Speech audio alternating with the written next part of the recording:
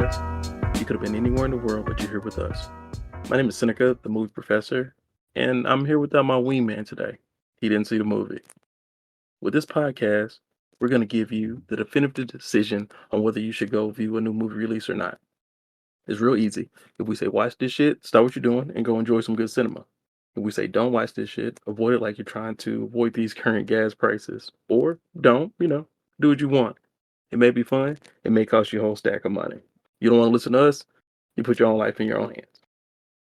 For today's review, we are coming to you all the way live from Disney World. I'm going to review the Haunted Mansion attraction. Honestly, I've never been to Disney World, but if they keep making movies based on their rides, I may not even have to. They are going to bring the whole damn park to me. Pirates, Jungle Cruise, Tomorrowland, and Haunted Mansion twice.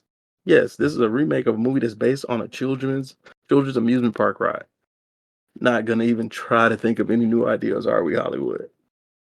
The plot revolves around, you'll never believe it, a mansion that is haunted by ghosts. Lakeith Stanfield's character, Ben, has a tragic backstory that is properly set up and paid off in the opening. Think along the lines of a Diet Coke version of Up, but it is a good jumping in point for the story. Rosario Dawson, yeah, now we talking.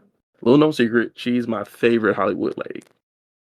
So she purchases a mansion and upon moving her son there, discovers that it is indeed filled with otherworldly specters.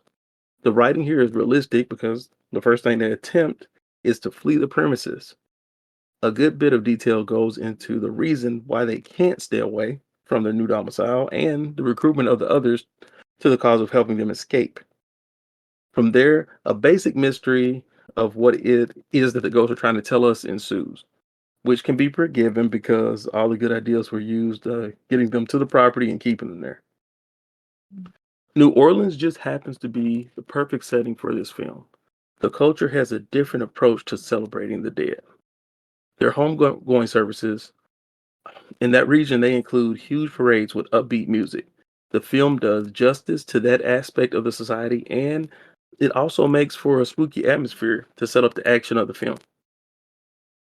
The ensemble principal cast has decent chemistry.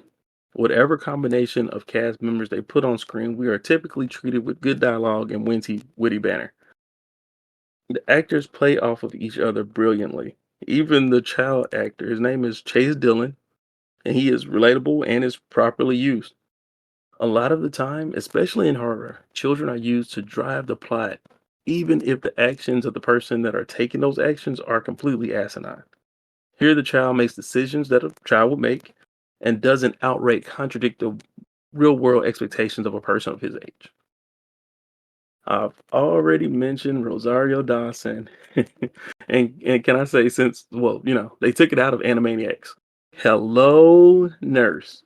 Well, she plays a doctor here, but Hello Doctor doesn't work as well. So we're going with that. And going forward, I think it's a great idea that any of the beautiful cast members that come up in my reviews, I'm gonna hit them with the Hello Nurse. Her wardrobe gives off a classic and classy style. Hell, all the characters were well dressed. The wardrobe department went above and beyond to add that extra layer of flavor into the characters. Style points are definitely earned here based on the clothing. The one person I was surprised to see here, Tiffany Haddish. Is that you? Girl, I thought you was canceled. Welcome back. She ran into a little bit of trouble last year around this time in regards to some horrible decisions that she made. But it's good to see that Disney, of all studios, gave her a chance of redemption. Haddish is one of those actors that is funny, but has a wooden or sloppy acting style, reminiscent of Will Ferrell and Mike Epps. Super funny people, if you just let them kind of ad lib and riff, not as strong when they need to stick to the script. There are parts that her dialogue is spoken and it sounds like she's reading right from the page. But when they kind of just let her go, she adds some funny background conversations, which is another thing that they handle well. Multiple conversations overlap simultaneously like a real life group of people would be doing in a situation like this. Nice touches like that give a realistic feeling to the fantastical setting. It is important to ground some aspect of movies because that makes it so that when crazy stuff happens, it makes it more interesting and believable.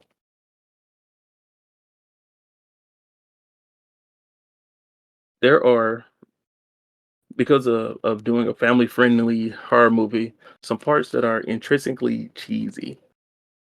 They didn't go as far as Jungle Cruise did with the dad jokes, but some of the setups will have older audiences rolling their eyes. One line that unexpectedly did get a hard chuckle out of me was when Jamie Lee Curtis asks, "Who said that?" The way she delivered it, there was no way anyone was going to own up to it. Hell, I was in the audience and I thought I need to find a way to make sure that she knows that I'm not the one who said it. One of the best who said that's in the history of film. It was in Haunted Mansion, the remake. Yeah, I know that's a weird point. The embossed CGI was bad.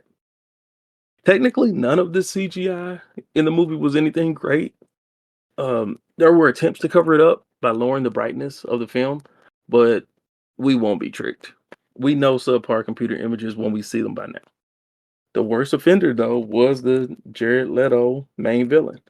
The computer images used here didn't seem suitable for a theatrical film. They would have been perfect on Disney Plus. The gags in the film are aspects that show this is based on an amusement park ride. They have the obligatory house spins, long hallways, and simple puzzles of an attraction. These are a significant part of the movie, but luckily, they're blended with the different pairings of characters that I mentioned before.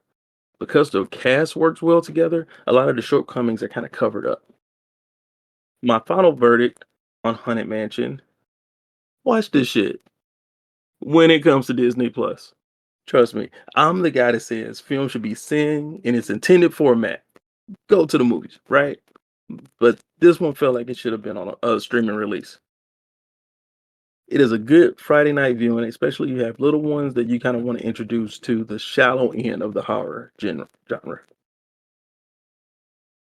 Thank you for listening to another episode of Watch This Shit. You come here for the realest take on new movies, so make sure you follow us so that you're not left in the dark on whether you should see a new movie release or not. If you haven't seen this shit yet, what the fuck are you waiting for? Oh, right. You're waiting on it to hit streaming. Okay, so give it about 60 days and it should be available. Check us out next time when we review Teenage Mutant Ninja Turtles Mutant Mayhem, Lord willing, and good day to you.